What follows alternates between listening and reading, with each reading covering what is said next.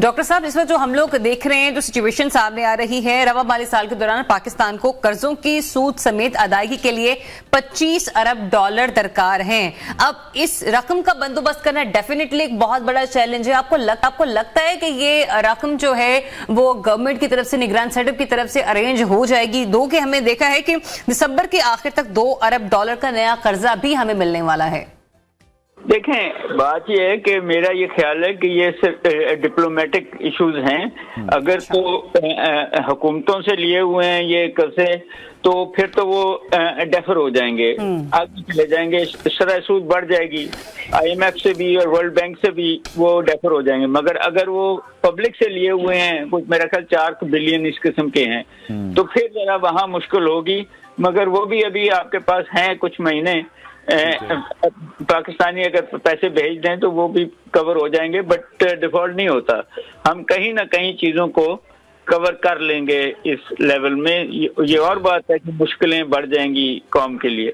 ठीक है। अच्छा डॉक्टर साहब, ये तो हम हमेशा से सुनते आए हैं कि पाकिस्तानी कौम के लिए मुश्किलें बढ़ जाएंगी, मुल्क नाजुक तरीन सूरत हाल से गुजर रहा है। हम तो शायद यही बातें सुनने के लिए बड़े भी हुए थे, जब से छोटे थे यही बातें सुनते आए हैं। लेकिन आपको क्या लग रहा है, वर्ल्ड बैंक भी उसी तरफ इशारा कर रहा है कि बिजली की कीमतों को मजीद नहीं बढ़ाना चाहिए, जो आपके लाइन लॉसेज हैं उसको बेहतर करना चाहिए। हम बिजली एक्सपोर्ट करने की बात जहां कर रहे हैं, वहां पर हमें चाहिए अपनी ट्रांसमिशन लाइन्स को भी तो बेहतर करें।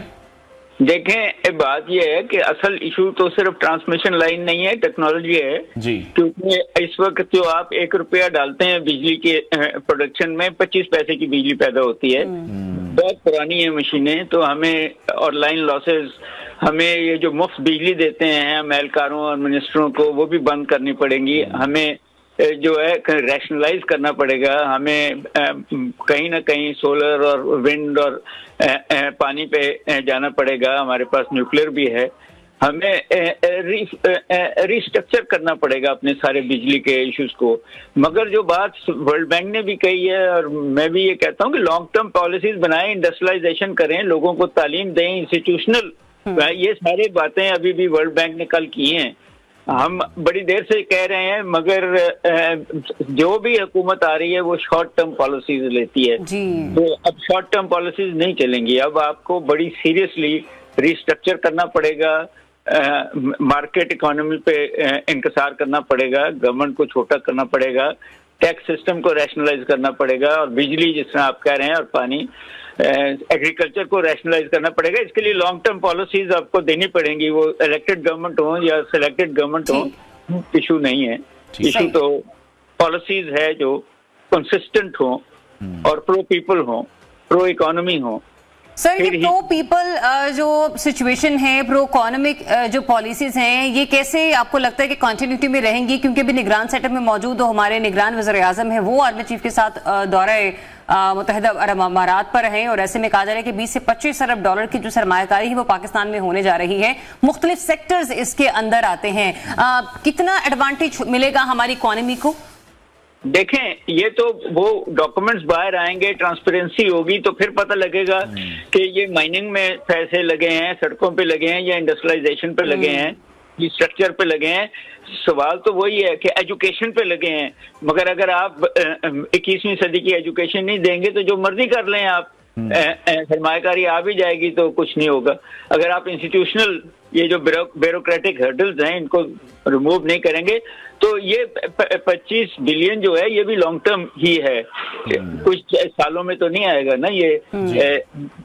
आप देखें, CPEC में बहुत पैसा आया है और वो बहुत लग रहा है, मगर उसके एडवांटेज अभी तक नहीं मिले क्योंकि वो भी लॉन्ग टर्म है। तो ये 25 बिलियन भी लॉन्ग टर्म होगा, स्प्रेड आउट होगा, मुख्तलिफ शोबों पे होगा। मगर देखना यह है कि पाकिस्तान का प्राइवेट सेक्टर इसमें कितना इन्वॉल्व होता है, या फॉरेनर ही सिर्फ इन्वॉल्व होते हैं। देखना यह है कि टेक्नोलॉजी ट्रांसफर कितनी होती है। ठीक है डॉक्टर साहब, जब स्टेट बैंक की खुद मुख्तारी स्टेट बैंक को दी जा रही थी, उस वक्त भी हमने देखा था कि इस फैसले पर बहुत ज्यादा तहफ़्फ़ुज़ात थे। रजा बाकिर साहब पर भी शक व शुबात किए जा रहे थे, वो भी उससे बालातर नहीं थे। अब फवाद साहब ने भी जो बात की है उससे हम देख रहे हैं इस बात को ताकत मिली है। तो आपको लग रहा है उस वक्त दाल में कुछ काला था? जी, प्रॉब्लम यह है कि हर हुकूमत में दाल में काला होता है। सेल्फ इंटरेस्ट ज्यादा इम्पोर्टेंट किए जाते हैं बजाय जो कौमी इंटरेस्ट हैं।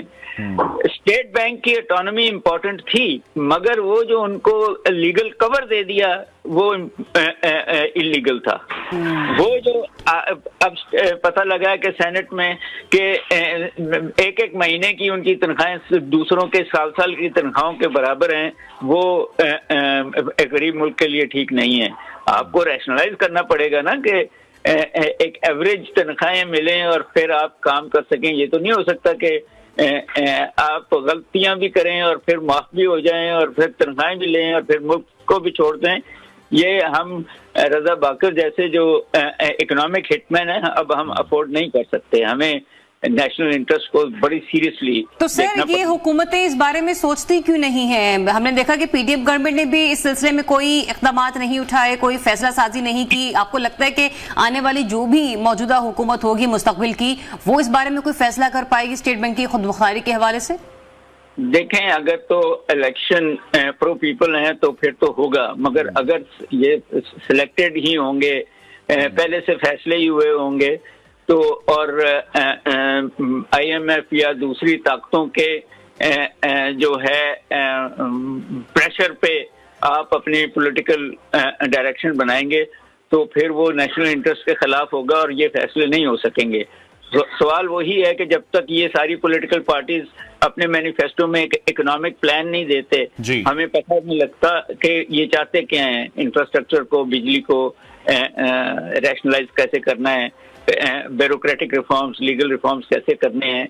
सर पार्टीज मैनिफेस्टो तो आम इंतखाबात के बाद ही हम देखेंगे कि मंशूर पर अमल कैसे किया जाता है, लेकिन उससे पहले एक बहुत बड़ा मामला है जो हम देखते हैं कि आए रोज बिजली की कीमतों में इजाफा होता रहता है और अभी भी IMF ने यही डिमांड कर रखी है कि एनर्जी सेक्टर में कीमतें जो हैं उन्हें इंक्रीज करना पड़ेगा और टैक्स नेट को भी बढ़ाने का तकाजा किया जा रहा है। ऑलरेडी हम देख रहे हैं इसमें sales tax, income tax, direct tax जो है वो बहुत ज्यादा बढ़ चुका है। फिर उसी का एग्जैक्टली उसके अलावा हम ये भी देखते हैं कि इसका डायरेक्ट इंपैक्ट फिर उस तरफ भी आ जाता है जब आपका स्टेट बैंक की जो और पॉलिसी है वो सामने आती है, शरह सूद फिर से बढ़ जाता है। तो ये कैसे मैनेज होगा? देखें, आप जरा गौर करें, IMF जो भी चाह रहा है वो सिर्फ इतना चाह रहा है कि आपके इंटरनल जो इनएफिशिएंसीज हैं उसमें कोलैप्स हो जाए आपकी सरमायाकारी, और फॉरेनर्स जो $1 में 250-270 रुपए ले सकते हैं वो आए, वो नई टेक्नोलॉजी लाएं, वो नई मैनेजमेंट स्किल्स लाएं। सो आप वो जो ओपननेस की बात करते हैं वो आपकी इकोनॉमी के, आपके सरमायाकार जो 1% अच्छे हैं उनके अलावा वो यही कह रहे हैं कि जो दुनिया में एफिशिएंट है उसको लाएं। और मगर ये आपकी नेशनल गवर्नमेंट्स ने फैसला करना है ना कि यहाँ से लुटे हुए माल को वापस ऑफशोर कंपनी के थ्रू लेके आना है या सीरियसली मल्टीनेशनल जो हैं उनको लाना है या अपने जो छोटे बिजनेसेस हैं उनको फरोग करना है। ये तो पॉलिसी ही बताएगी ना कि आप कितने बिके हुए हैं या कितने नेशनल इंटरेस्ट में सोच रहे हैं, जो हम अब तक हमारी पूरी गवर्नमेंट भी नेशनल इंटरेस्ट में नहीं सोच रही थी। वो आपने देखा कि उनके बच्चों के कारोबार मुल्क से बाहर हैं, तो वो कैसे सोचेंगे इस मुल्क के बारे में? वो लोग जो इस मुल्क में रहते हैं, इस मुल्क की खैरखाएं और उनके कारोबार भी इस मुल्क में हैं, वो भी इस मुल्क के खैरखा हो सकते हैं। ठीक है, बहुत शुक्रिया माहिर मईशत डॉक्टर कैस असलम हमारे साथ। नाज़रीन